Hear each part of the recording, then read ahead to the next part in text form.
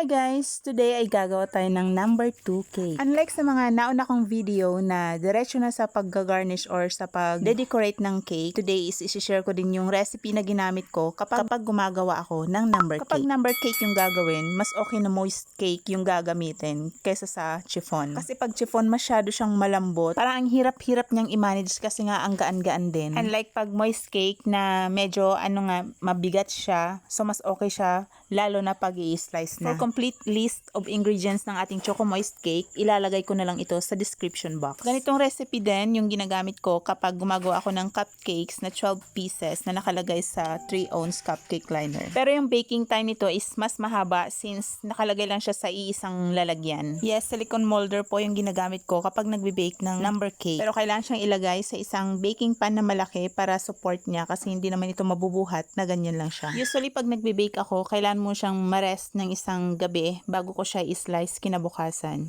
Pinaghalong fudge it chocolate and caramel yung ginamit kong filling para sa cake na ito. Safari ang theme ng cake na ito, kaya green yung nilagay ko. At hindi ko na nga rin inayos yung pagkakapipe dito kasi matatabunan din naman siya ng mga ibang decorations. White chocolate balls, cherries, printed topper, and sugar pearls yung ginamit kong decoration para sa cake na ito. Ito nga palang gold na peanut form ay chocolate din sa loob. Actually, may sinend naman sa atin si client na sample kaya dun na lang din ako nag-base para sa design. Pero syempre, hindi naman available sa atin yung mga actual na decorations doon sa sample kaya nag-replace na lang din tayo ng mga medyo kamukha niya. Para sa grass, ito ay yung piping tip na may butas na parang formang star-star. At kaya naman may cherries kasi doon sa sample na binigay sa atin ni client is strawberry talaga yung original na nakalagay doon. Pero wala naman tayong strawberry kaya pinalitan ko na lang siya ng cherries. At ang pinaka-favorite ko talaga na pang decor is itong sugar pearls na gold. At bihirang-bihira lang talaga na hindi ko ito siya magamit kapag may mga order sa akin na cake. Non-edible nga pala itong mga leaves na nilagay ko dito. Actually, marami nga ito kasi nga sinusunod ko yung sa sample pero kaso parang naaasiw ako sa dami niya tapos ang lalaki pa. Kaya binawasan ko na lang din. At ito na nga yung final look ng ating number 2 Safari theme cake. Thank you for watching and don't forget to subscribe.